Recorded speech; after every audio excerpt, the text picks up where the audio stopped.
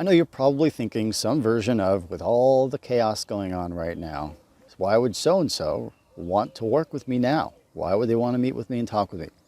My name is Dove Gordon from ProfitableRelationships.com, and that's why I want to share a story with you. I'll tell a story about a young man who was watching TV, and he saw another young man, a skinny basketball player whose name was Michael Jordan.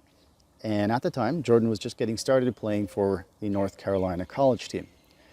As he says, Jordan was a skinny freshman with moves that I'd never seen, completely instinctive and natural. I didn't know anything about him, but I just knew that this kid was going to be a superstar.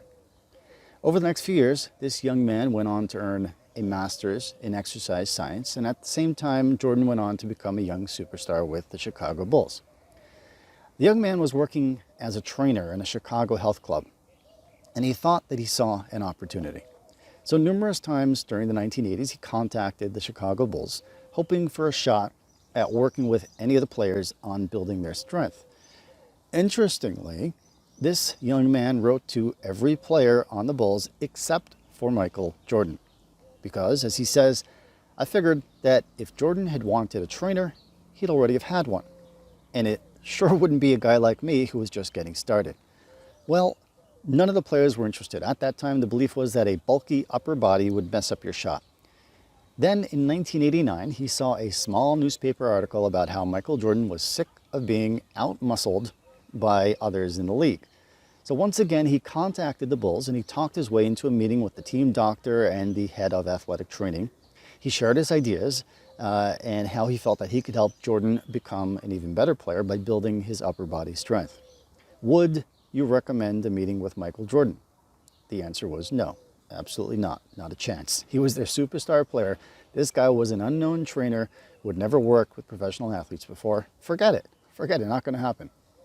But surprisingly, a few days later, they called him back, and he assumed that they were just going to have another meeting with the athletic staff. But instead, they actually brought him to Jordan's home for a meeting.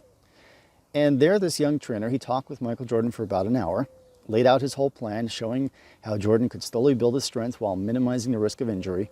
And he explained how every physical change would affect his shot. Jordan listened carefully, and then he responded, and he said, no, it's not possible. It's too good to be true. But it is true, the young trainer said. Let me give you 30 days, 30-day schedule, diet, exercise, sleep. I'll work with you. We'll work on everything for 30 days, and then you can reevaluate, then you can decide. So Jordan agreed. He gave me 30 days. I stayed for 15 years. That's the story of Tim S. Grover. He tells the story towards the beginning of his book, Relentless, From Good to Great to Unstoppable. Grover went on to become a premier trainer, working with hundreds of the best and the most famous athletes in the world. But remember how in the mid-1980s he wrote to all the players on the Chicago Bulls except for Michael Jordan, because he assumed that if Jordan wanted a weight trainer, he'd already have had one. What about you? Who have you not called? Who have you not emailed? Otherwise not contacted because you assume they don't need you or that now's not the right time?